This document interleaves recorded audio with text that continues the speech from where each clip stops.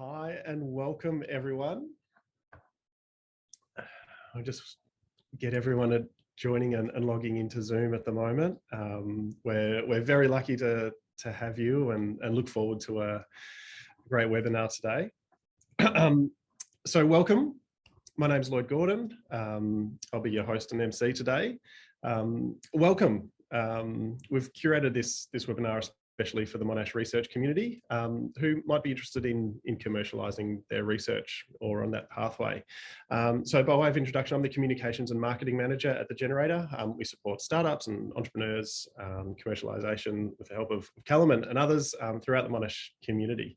But firstly, I wish to acknowledge the people of the Kulin Nations, the traditional owners of the land we are gathered on today, and the traditional owners of the land from wherever you are joining us around the world.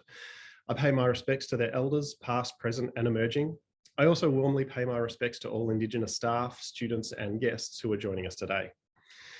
In many Kulin Nations languages, Wominjeka can be translated to welcome, but also welcome with purpose. So I ask you all to come with purpose to today's session. Be mindful, be present, Wominjeka. So the mindset of an entrepreneur is one of curiosity, not too dissimilar from that of a research professional. It's a powerful thing to chase and satisfy your curiosity while problem solving and creating something that is commercially tangible. So that's what we're seeking to explore here with our panel. Just a bit of housekeeping to start off with. We'll use the Q&A function throughout the session, so feel free to, as we start exploring topics, feel free to ask questions via the Q&A button there. We'll also adopt Chatham House rules today, so we're very lucky to have our guests sharing their experiences with us, but please be mindful that it is their experiences, and we'll keep that discussion to this room. So we'll start with some introductions and then dive straight into the panel discussion. As I mentioned, yeah, feel free to add in any questions to the Q&A session. And we'll aim to finish up right on time at 1:30 today. So we've got a good period of time. And let's get straight into it. So it's my great pleasure to introduce our panel for today. We have joining us, I'm not sure in what order the screen is appearing to you all, but look, from the Monash Innovation team, Callum Benson, a New Ventures manager, has a whole range of experience in helping the commercialisation pathway into spinouts at Monash, and prior to this role has experience around the world in this space. So we're very lucky to have Callum with us today to share some of the wide, I guess, variety of things that he's seen. Also joining us is Dr Elise Facer-Childs, a founder of Peak Sleep to Elite and current researcher at Monash as well. So she's on that pathway, and I'll get her to explain what that looks like for her a bit later. And Charlie Day, who is the CEO of Jupiter Ionics and has been through that spin-out pathway. So I might pass it over straight to our panel to spend some time speaking about, do their introductions, but why don't we go in that order? I might pass it over to Callum to introduce himself. Thanks, Callum. Thanks, Lloyd. Yeah, great, Lloyd. Yeah, happy to be here. It's really interesting and a great conversation, and I always like meeting other people who are doing great things in the ecosystem. And I've met Charlie a few times, and I've met Elise on Zoom many times throughout the accelerator program and stuff. So it's great to kind of see you guys again. And good to have the opportunity to talk to the wider community, I guess, as well about these interesting things and interesting pathways. So, so my background, I did a PhD in chemistry back in the day, and thought the research life was for me, and then decided it wasn't, and decided maybe I wanted to get more involved in startups and in early stage companies, and went and joined a startup out of my PhD in a totally different subject matter area. Went to join a software startup in the business-to-business software space, and had to learn all the fun things about software and startup companies and business-to-business world. And it was diving in the deep end of startups, which was fun and challenging.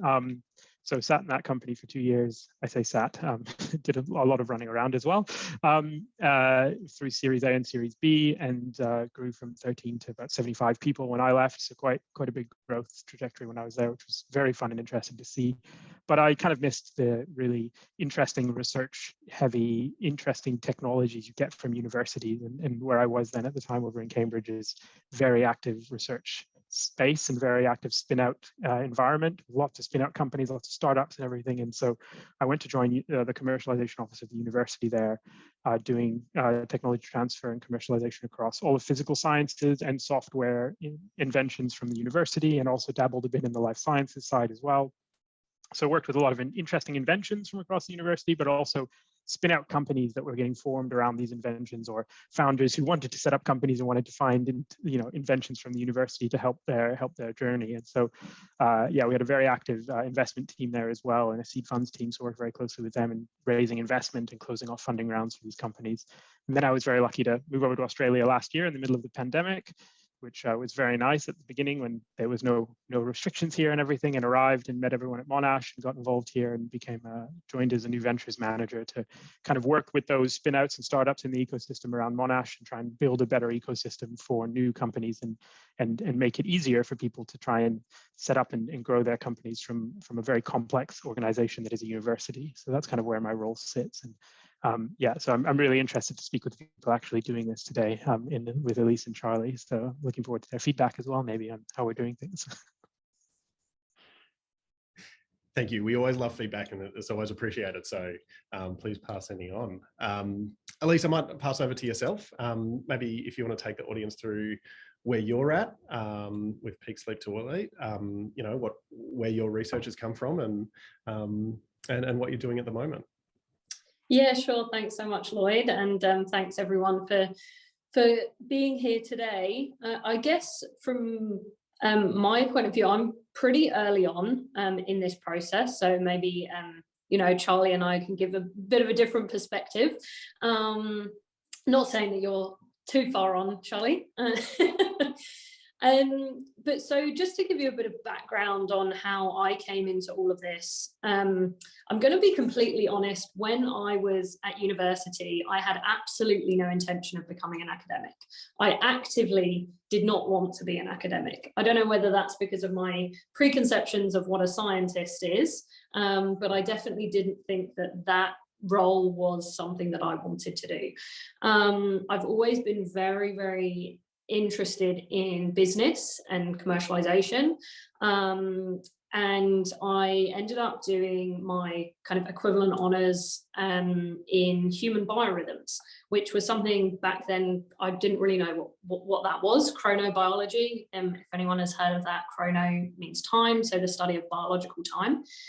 And I ended up just becoming fascinated by the topic. I always had the intention of doing postgrad medicine, but after I started learning about chronobiology, I just became fascinated by it, ended up doing a master's. Throughout my master's, I started doing consultancy work in the area of sleep and performance, because that was where my expertise and what I started doing my master's in. I realized there was a gap in the literature around chronobiology and sports performance. So I started very early on doing that kind of consultancy side of things. But the job that I wanted to do, which is essentially being a sleep consultant or a chronobiology consultant, didn't exist. And so I had the opportunity at that point to think, do I want to start a business now? But I didn't believe that I had the credibility and the expertise in the area to be able to do it at that point. So that's why I decided to do a PhD. And I apologize for the noise behind me. There's some building works going on, if anyone can hear that. So I ended up doing my PhD. And again, throughout that period, I always did some consultancy work. I acted as an associate consultant for an occupational psychology firm. And then moved out to Australia after my first Wellcome Trust fellowship. And that was really to start a research program in the area of sleep and performance.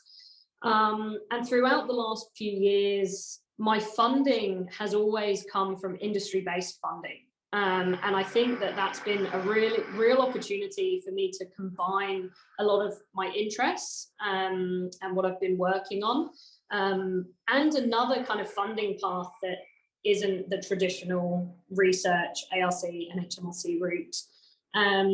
So all of my funding has been predominantly based with industry partners, and I'm sure I'll talk a bit more about that in the future later on in this session. But I've kind of gone down two different paths. So I have my research program at Monash, and part of that is to look at commercializing the research that we're doing here, and a project that I've been working on developing an app for elite athletes in the area of sleep, and that hasn't been commercialized yet, but we're working on it.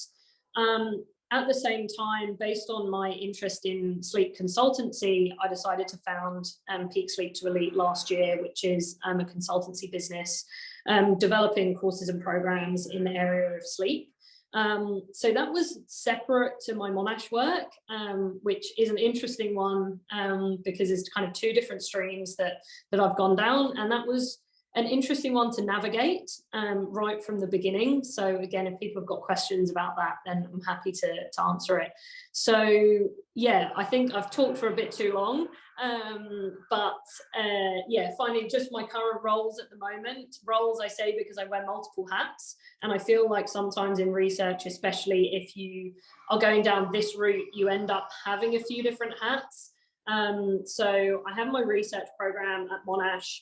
As part of that, our main industry partner is St Kilda Football Club. So I act as the sleep and recovery expert for the players at the club.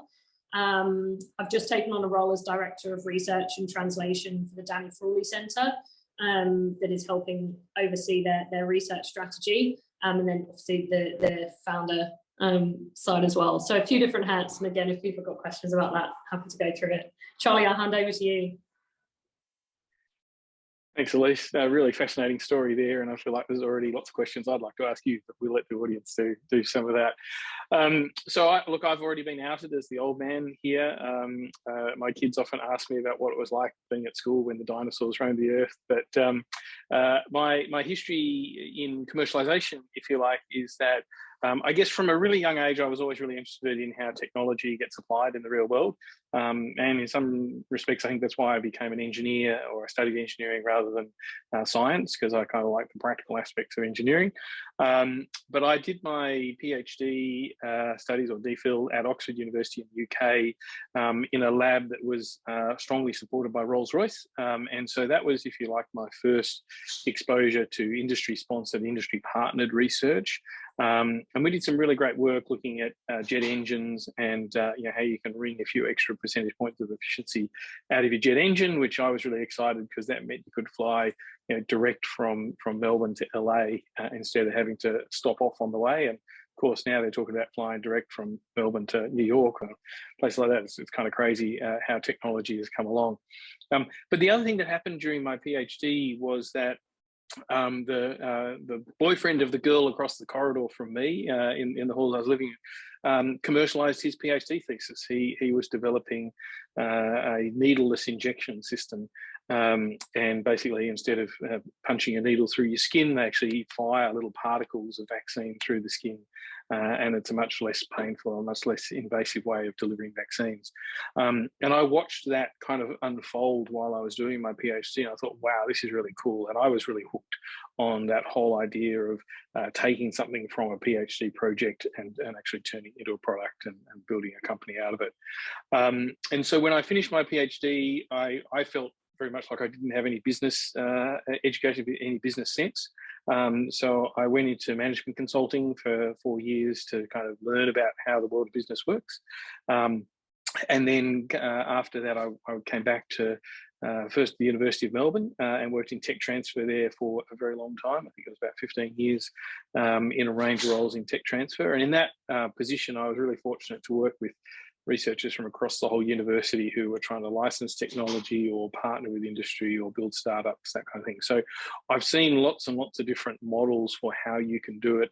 I've seen lots of ways it can go wrong, and I like to think I've learned a lot of things from that. But I've also seen the ways it can go right, and what it looks like when it succeeds, and it's really exciting when it does. And so then my most previous role just before the pandemic, I was doing I had a role with the federal government on innovation and science policy, trying to help Australia's innovation system get stronger. But after 3 years of commuting up to Canberra, I decided that I liked Melbourne a bit more than Canberra. And so I came back to Melbourne, and this was the start of the pandemic when I was connected with one of the researchers here at Monash University, Doug McFarlane. And he had some technology that the university thought, everyone thought had tremendous potential, but they needed someone to come in and bring it together and build a plan and raise some capital. And so I became, if you like, an entrepreneur in residence, or an entrepreneur to build this company. And so that was back in sort of mid-2020. Since then, we've formed the company, we've raised the capital. We've now got 8 staff, we're running the company, and we're hopefully building a really exciting startup, and I can talk a bit more about that.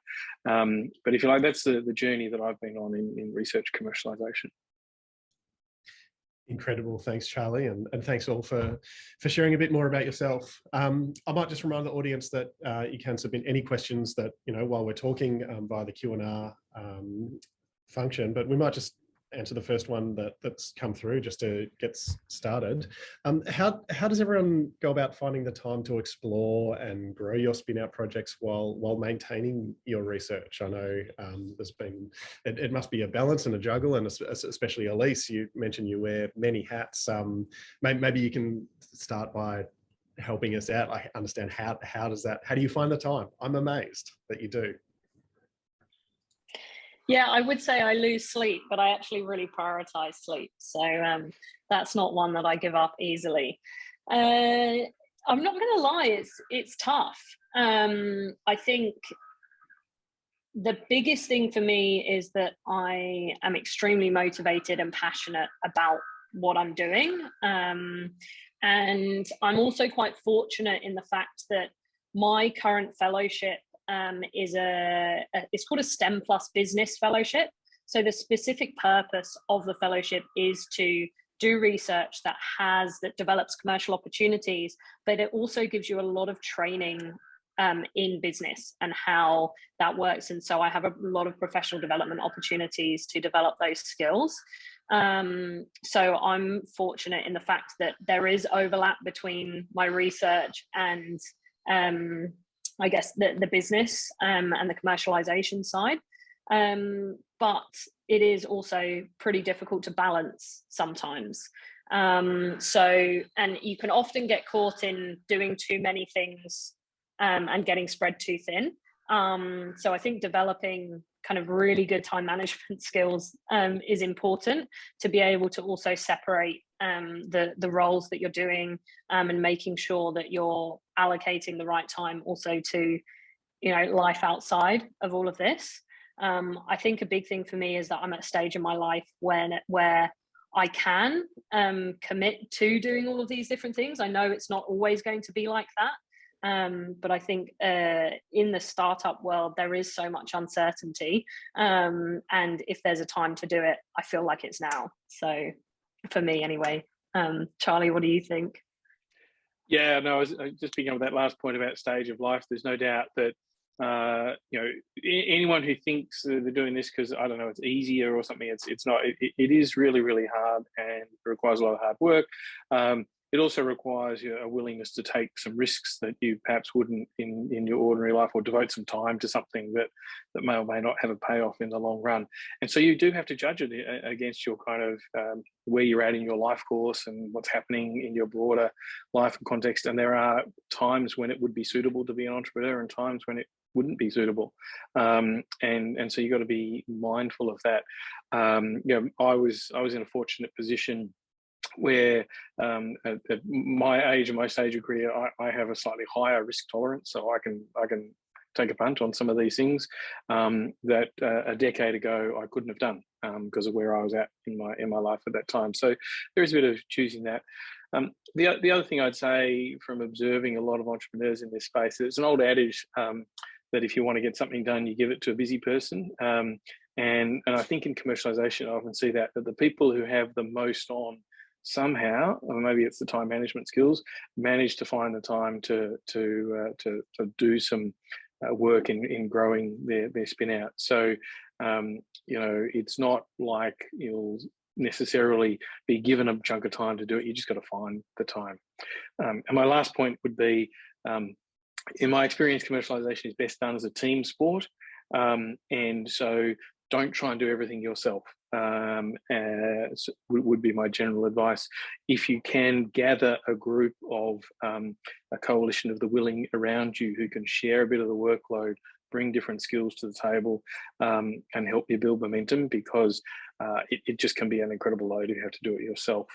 I think Callum was nodding his head on that last one, so maybe definitely. Callum? The commercialization is a team sport. It's definitely something I've heard since before I joined tech transfer and commercialization. Really, it's a really important point. And there's lots of different teams. There's your internal team, there's the team you form with your faculty and people in your faculty, there's the team you form with maybe a new spin-out company, and there's all these sort of teams, and they kind of intermingle, and there's a Venn diagram of all the teams with you in the middle if you're the leader of it, or you're in the middle of some of those teams. And it's an interesting thing to think about, that's that team sport side of things. And it's also, I guess, my perspective, and it's similar to what you said there about seeing a lot of different people do this, is my perspective on this, right? I haven't necessarily commercialized my own research, but I've worked with a lot of entrepreneurs over the last 7 years or so, and I think one of the things that if you're in a nice situation, if you're in a situation like Elise, you have an interesting kind of you're funded almost to do that commercialization, and you're motivated by it intrinsically in how your funding's set up. And some faculties have this set up, they have the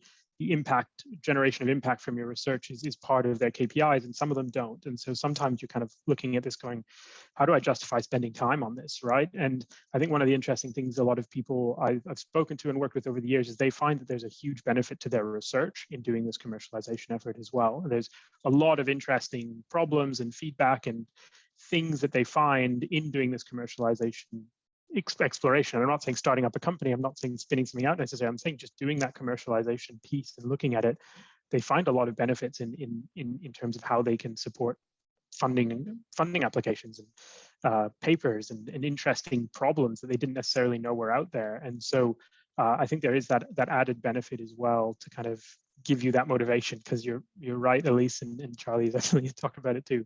It's a lot more time. It's another thing to do, and there's no hiding from that. And if you want to start up or look at commercialization, it's another thing on the to-do list. And if you want to do it well, then it's actually a lot of other things on the to-do list.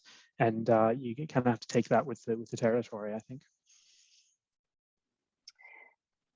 Can I just add one more point to that, Lloyd? I think one of the biggest thing for me, and coming back to commercialization is a team sport, and sometimes like I founded the business by myself, so I didn't have that team sport, but what I have had is some really good people around me and good mentors, and that's something that at Monash you do have access to. So I worked very closely with Matt Nastio in Monash Innovation before I even moved over to Australia.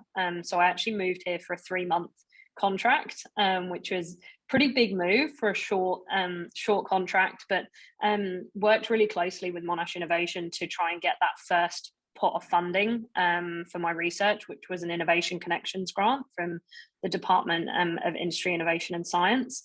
So I would say, a really big thing and a massive benefit of being at Monash and doing this at Monash is that you have a huge amount of resources available to you. So as Lloyd said at the beginning, I went through the Validator, Startup Sprint and Accelerator program last year. And the information and knowledge and skills that you develop through those programs, which you have access to, are just invaluable. So I would say, even if it can be a bit overwhelming when you're thinking about starting something like this, but being at Monash and accessing those resources, I'd really encourage anyone who's interested in this to do that, and just talk to the right people, even if you don't know who they are right now. This is the first step, being on this call, and you know, reaching out, asking people, getting put in touch with people. That's often where you can have some really good conversations and then find some really good mentors through that. And just to follow up on Elise's point about, you know, talking to the right people, and I often get the question, who are the right people? And I think the answer is just talk to as many people as you can who are interested or have expertise in the space. What you probably will find is you'll get lots and lots of different advice. People will tell you to, you know, try a different approach or whatever. And it's up to you to kind of filter that advice. And that's actually a key skill, I think, for successful commercialization, is to be able to filter out all the different sources of advice and forge your own path. But the great thing that the generator and the broader Monash community brings to this is a community of people who are interested and passionate about it. And so you've got people you can talk to, you can go to events like this and you can just hear different views. And that's a really, really good starting point. It's interesting, actually, there's a question in the chat that segues into this very nicely. Someone's asked, you know, what can people do to ensure the success of their venture? And I think actually something, and I was talking with an investor about this the other day who's looking at investing in one of our spinouts, and they said, what I really like about this person is that they aren't afraid when they don't know something to admit that they don't know it and go and ask questions and go and find someone to help them understand it, and are very open with that. And I think that's one of the best things you can do to ensure the success of any venture, anything in life generally, is just like be curious. And we've talked about the curiosity aspect already, right? Be curious about things, be willing to go talk to people about it and ask questions and find people to help you with things. And yes, one person might not have their advice might not necessarily all be perfect for your situation, but you learn that by talking to more people and by taking on this advice that no one person has all the answers. And going and finding that advice is really valuable. And I think that's probably, for me, the biggest differentiator between things that are successful and not, tends to be how willing are people to go out and be told that they may not be doing it correctly and that they may actually need to think about something a bit differently and reconfigure their plan because of that. I think that's probably my biggest indicator. And just picking up, I think that was well, that was kind of the question about creating spinouts, but also how do you get started? One of the things that I think is really important is, as early as you can, speak to if you like, the end users or the customers that you're trying to serve or support with your technology. A lot of people get so fixated on the process of creating a company or building a business that they don't go out and talk to the people who are ultimately going to be the beneficiaries of that business, who are going to benefit from you putting your technology into a product or a service or whatever. And you'll learn a lot from talking to customers. And there's a whole kind of sort of program called sort of lean startup philosophy, which is really fixated on talking to customers as part of your business. And so if you are thinking about commercializing something, try to get out and talk to people who you're ultimately trying to serve as customers and learn more about what they need, and that'll help you think about, okay, what do I need to do to build my company?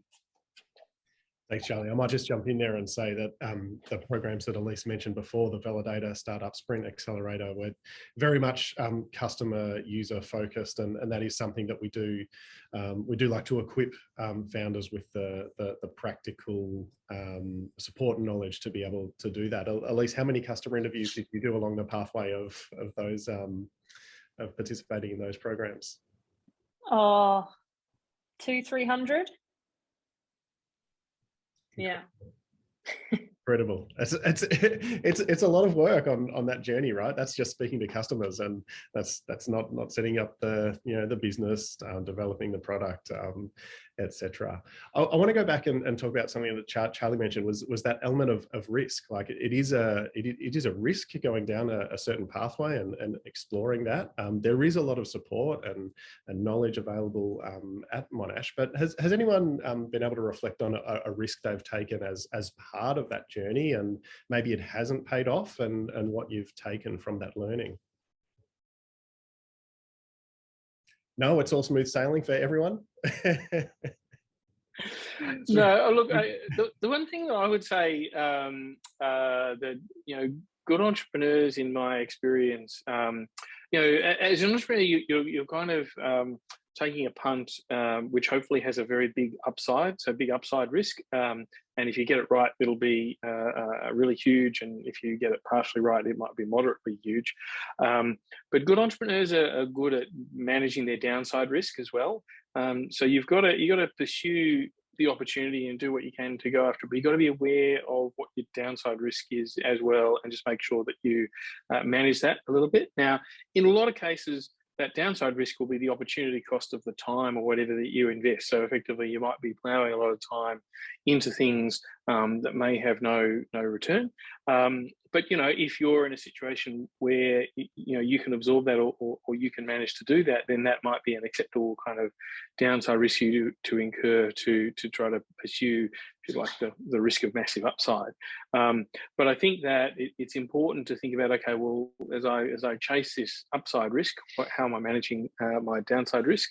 And as I say, most of the situations where I've seen a few things where businesses have fallen apart because founders have been unwilling to kind of wear the downside risk of kind of going on in a period of uncertainty. So, if you haven't raised your capital by the time you thought you were going to raise the capital, and you need a bit more time, and founders have different views about, okay, well, how are we going to manage the risk around that?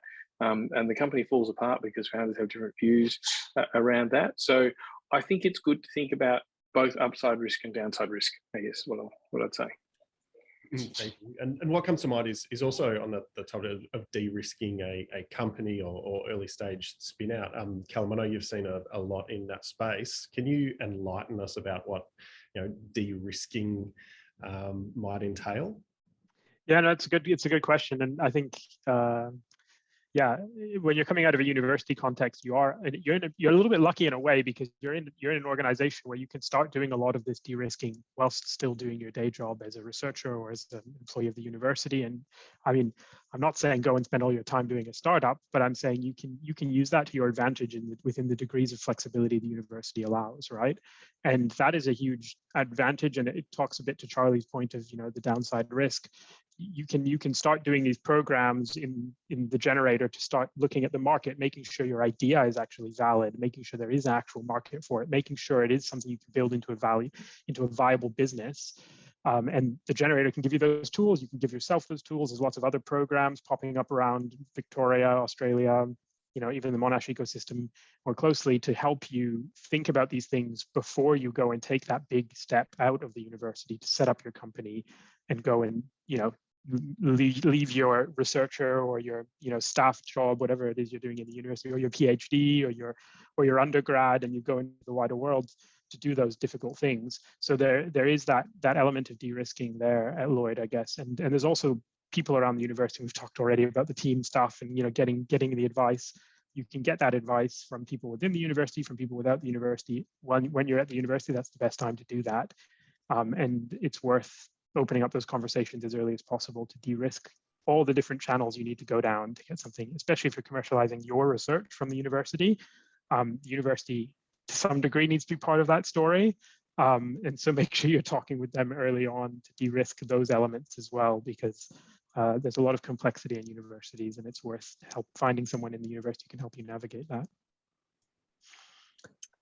Elise, I feel like you've got something to say on this too. Yeah.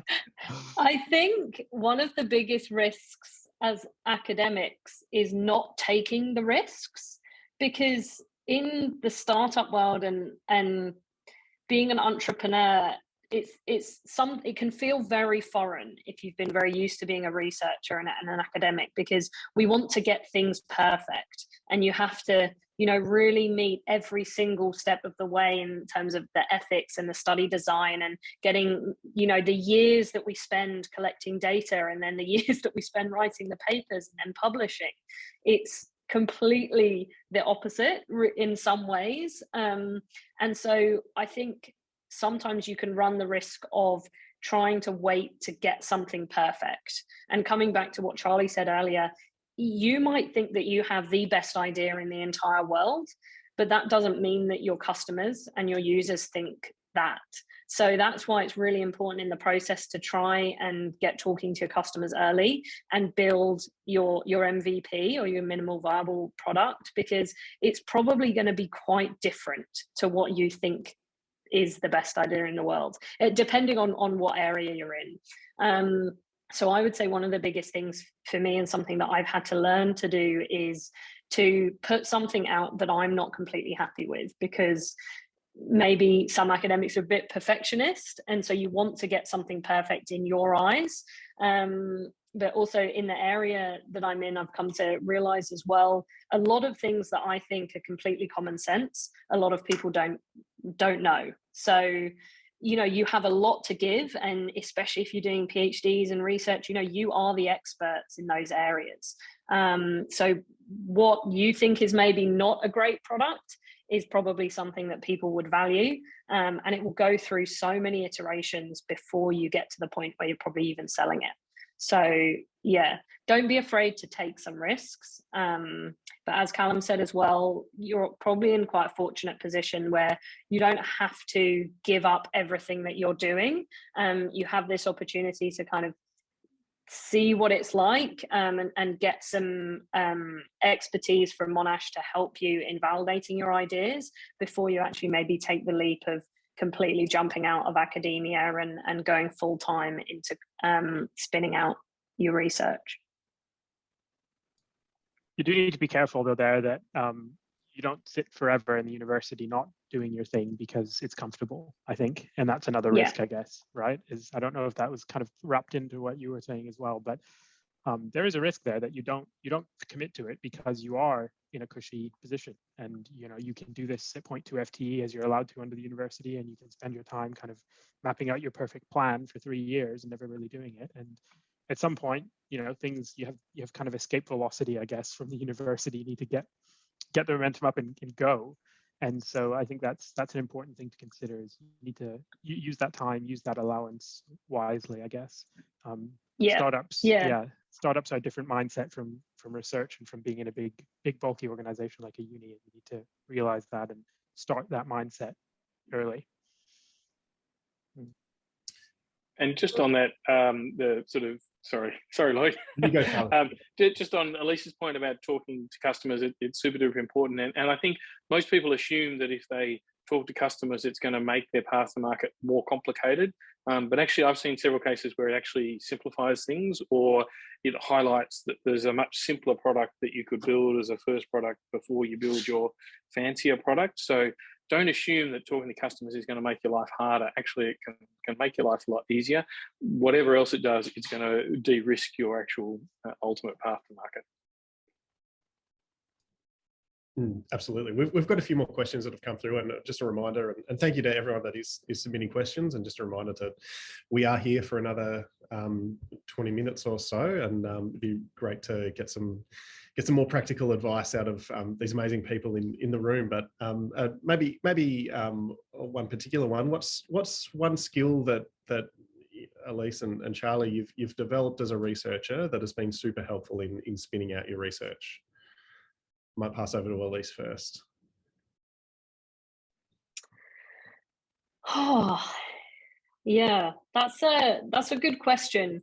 I'm not sure I can choose one specifically, but I'll go for one that's not actually linked to my research. It's the fact that through the funding pathways that I've gone down, I've developed a different way of connecting with people, and pitching to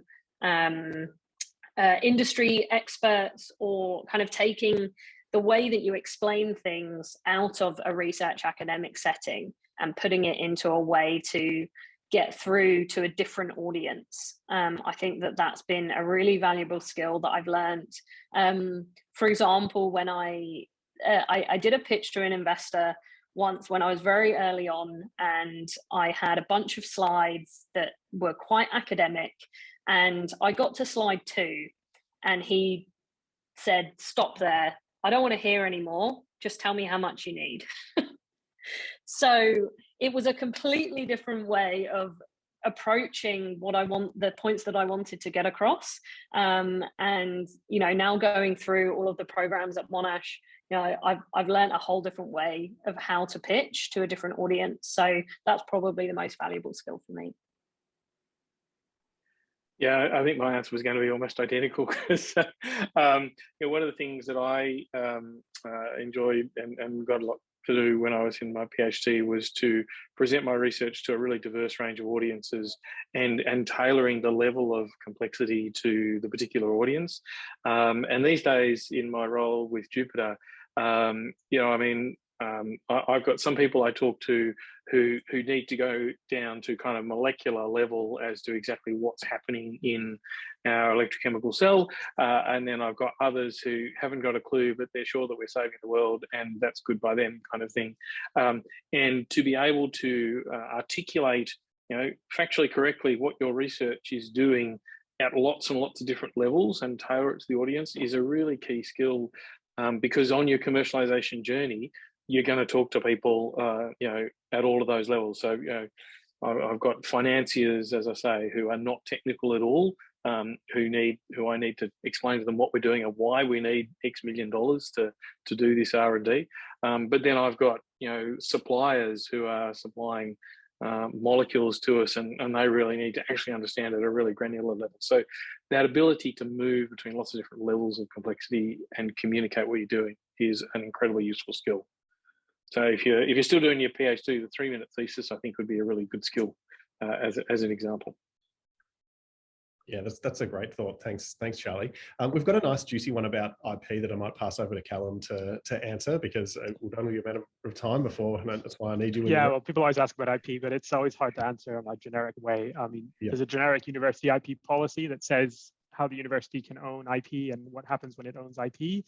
But it also has a nice thing in there that says this can be overridden by individual contracts. And what that means is that everything is case by case, and we need to look at all the different funding agreements that relate to this particular case before we can even say what the situation is. So generically, Monash University has an IP policy. If you Google Monash University IP policy, you can find it. It's pretty public.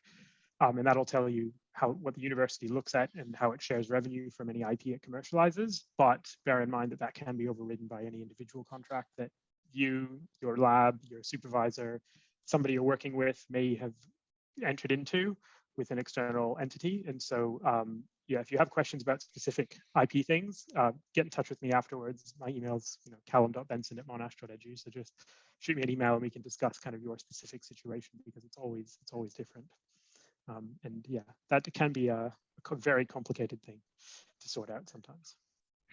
Is that the best way to start that conversation, Callum, is reach out to you directly? Yeah, just reach out to me directly. That's usually the easiest thing. Or if you already are working with someone in Monash Innovation, just contact them, one of our commercialization managers.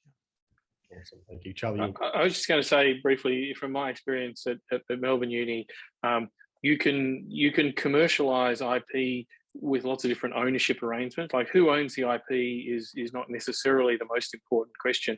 One of the important questions, you've got to be able to show who owns it, because what you don't want to do is do a whole lot of work and then find out a few years down the track that actually, because there was one of these agreements in place, somebody else had some rights to the IP. And so you want to be able to articulate clearly who does actually own the intellectual property.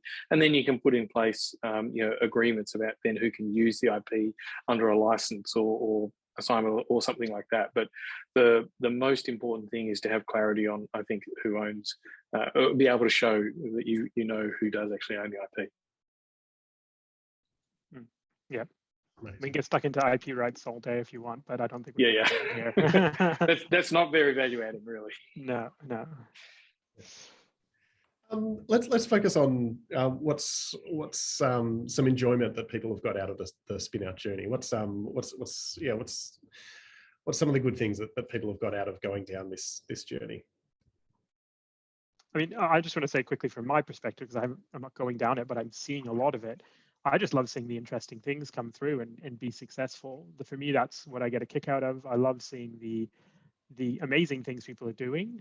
Some of the industries and markets I didn't know existed before I met a researcher from civil engineering doing something interesting. It's kind of amazing to see that stuff. And for me, it's always amazing to kind of have been part of the journey in some way, helping it get out there. That's the way I look at commercialization, and from universities, I think of it as an impact thing. I'm not in it for revenue generation for the university or anything. And I want things to be out there and be successful. And so for me, that's what I find really awesome, is seeing really interesting things, some of which I didn't even know existed, being successful and getting out and being present in the wider world, not just in an academic paper. So that's my piece on that, I think. Yeah, I think I'm similar. Something that I'm really, really passionate about is looking at the impact that research can have out in the real world.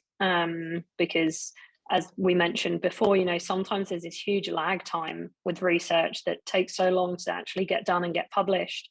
And especially within my field, in sleep and optimizing sleep for recovery and performance, you can use that information straight away. And that's something that I've really enjoyed doing with my work, is taking it and looking at what tangible benefit we can make by using it directly in the real world, without having to wait to publish it. Yeah, and look, for my part, I'm at heart, as I think I said at the start, I'm a techno-optimist. I think that technology offers us the opportunity to live in a much better future. And I just get a kick out of waking up every day and thinking, well, maybe I'm taking the world one step closer to a better future. In our case, it's about a cleaner future. We're trying to reduce CO2 emissions in ammonia production. And I think that the world will be a much better place if our technology is actually deployed at scale. So I feel so privileged that each day I get to wake up and work hard on doing that. I think that's, as I said, if technology can make the world a better place, then I'm really excited to get a chance to be part of that. Yeah, it's incredible to see, and I echo Callum's sentiment and statement about it's just great to see the range of stuff that is coming out of Monash and research. On a similar note, what does success look like for you and your companies? Charlie, you might have touched on it already about that, what your impact and at least the impact it has, but anything specific? Yeah, so there's obviously there's a few different levels of success, I guess. At the heart, success on the commercialization journey for us would be to see our approach to making ammonia, which is carbon neutral and clean, deployed at scale. So I think that would really help underpin the transition to a low carbon future that I think the world needs to go along. So that's kind of partly what success looks like. Secondarily, though, I think there's an opportunity for us to build a really interesting and exciting globally significant company that is Australian based, but developing technology for the world, and creating a lot of jobs and cool things for my kids to be involved with in the future. So yeah, there's sort of success in solving a problem, which is decarbonising our energy system. But along the way, I think we can generate a lot of ancillary benefits for Australia and for the economy, which are also going to be really cool. And loving seeing that, and yeah, really interested to see where that goes. Thanks for sharing, Charlie. What about yourself, Elise? Wear many hats. Are there many success indicators for yourself? Yeah, well, pretty much what Charlie said, but instead improving sleep in everyone, for everyone, which is going to have hopefully direct and indirect benefits to health and performance. So I think sleep and chronobiology research has massively increased over the past 10 years, but we've still got a long way to go. And I think that being in this space and being able to impact everyone's lives, because we all need to sleep, and I often find that whenever I start talking about it, and a lot of sleep researchers will say this, people automatically, become interested because either they have an issue with sleep, someone they know does. And so we have a really good opportunity to try and change that through technology and new technology. So I think that would be probably the biggest success for me to see, is that a change in the way that people view sleep and prioritize and optimize their sleep. Again, what Charlie said, what I'd love to be able to do is, you know, create a sustainable business that can go global. As you might have heard, I'm from the UK originally, and so, you know, being able to develop something that has the opportunity to work from other places maybe is, I guess, in a way, success for me. And also, you know, create an environment that people want to work in and be a part of. You know, create a shared vision that people want to come along on the journey. So yeah. Incredible, thanks. And I know we will approach time shortly. I do want to make sure you share with the audience what's next. How can people stay in connect with you, and what can they expect to see coming down the line from Peak Sleep to Elite and Jupiter Ionics? What's next for you, Elise? It's a good question, Lloyd. I'm still figuring that out. I mean, I think there's a few conversations going on at the moment that I can't really talk about, so I can't say exactly what's next, but watch this space. And yeah, if anyone wants to get in touch or wants to chat some more, feel free to reach out to me. And yeah, I know I've talked about a few different roles and a few different pathways that you can take. So yeah, if anyone's interested in learning more, feel free to get in touch. Thank you, Elise. And Charlie, for yourself, what's I might get you to answer two questions. What's next, and we might have to wrap up. And maybe if you can leave us with, you know, a single piece of advice that you can leave our audience with. And I'll ask the same question to Callum and Elise as well. Yeah, sure. So in terms of what's next for Jupiter, so we're busily trying to demonstrate our technology at ever larger scale. So the technology is being developed at a lab bench scale, and obviously industrial ammonia production is a very large scale activity. So we've got multiple orders of magnitude to scale up our technology. So in the next few years, you know, we're going to be doing a lot of R&D in the labs. We need engineering talent. So if you're a chemical engineer or interested in this space, have skills in chemistry, we'd love to talk to you, as we will be growing our team over the next little while. And hopefully, as I say, we can be having an impact in the way fertilizer is made, which is the biggest use of ammonia, you know, before the decade is out. And so that's what's next for us. But it's going to be a long and an exciting journey. So we're always looking for people to come and join us on that journey. But in terms of a final piece of wisdom, look, I think that as I say, my biggest insight over all these years is that it works better if you play it as a team sport than as an individual sport.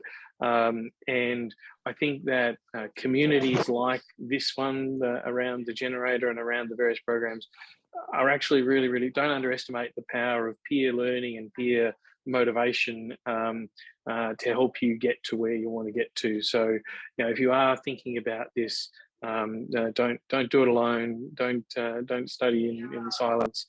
Get out, talk to people, engage with people. You'd be amazed the skills that you'll find, but also the motivation. Because yeah, we haven't talked. So I think someone asked about what's the hardest part. It's a roller coaster, and there's some pretty tough days, and it's great to have people around you who share your vision, who can pick you up on the down days, so you can also enjoy the up days. Amazing. Thank you, Charlie, and thank you everyone for joining us today. Callum, I might just pass on you to sort of leave us with a piece of wisdom. And I don't know if it's a piece of wisdom, but no, I think we talked about it already quite a bit today, and it's kind of, for me, it's that curiosity piece. It's, you know, be curious about this space, be curious about what you can do beyond, and you're already curious because you're a researcher, you're already doing something really interesting. It's pushing the limits of knowledge, right? But be curious about how that can become something real in the wider world. And if you are genuinely curious in doing that, then ask lots of questions, talk to lots of people, and take on lots of advice. And don't be afraid of asking questions. One of the most interesting things I've seen is working with very senior people across lots of areas. Is they don't worry about whether their question's silly or naive or stupid. They just ask it because they want to know. And be like that. Ask your question, want to know more. And yeah, it might be a simple question. It might not be something you've understood. And maybe everyone else in the room knows it, but they're not going to think less of you because you're asking about it. And so that would be my biggest piece of advice: is be curious and don't hesitate to ask questions. Incredible. Thanks, Callum. We are approaching time, but we do have a few minutes left. Elise, is there any final piece of wisdom? I notice you've got a couple of questions people Yes. in the sleep, which is yeah. I'm not sure in 3 minutes I'd be able to tell you exactly how to improve your sleep without just seeing anonymous a question. I'm not sure. It's like the IP I need question. to know more about you. The IP question, but in your yeah. But yeah, if you want to improve your sleep, drop me an email and we can have a chat about that. Just really quickly, someone asked about resources and books. The hard thing about hard things, that's been a great one. The Lean Startup, another one. A really big one for me has actually been Brené Brown, Dare to Lead. Because as a young founder and as a female founder, I think I've had some, imposter syndrome, kind of those kinds of things. And it's helped me not only in my business and as an entrepreneur, but also leading my lab group at Monash. So that's been a big one for me. And I would say if I could give a piece of advice, it's remember that when one door closes, another or multiple more open. So don't give up. If you are passionate about what you want to do, it might not be exactly what you think by the end, but yeah, you will, if things don't happen the way that you want it to, something else will come from it. So yeah, and I hope everyone has a really good night's sleep. That's great, and I hope everyone does too. Look, thank you to our panel for joining us. You've taken time out of your day to join us to essentially help others, and I'm really grateful for that, and I'm sure the audience is. Thank you to the audience for joining us. I hope you've got something out of today. And I mentioned Callum mentioned before is happy to be gotten in touch with via email. I will also summarize and send around a thank you email to everyone in the audience with a few of those links and resources we mentioned. But we're approaching time and everyone's got busy days on, so thank you for joining us. I wish everyone a good day, and I hope you get a good night's sleep tonight. Thanks, Lloyd. Thanks, Callum. Thanks. Thanks, Lloyd. Thanks all. See you later.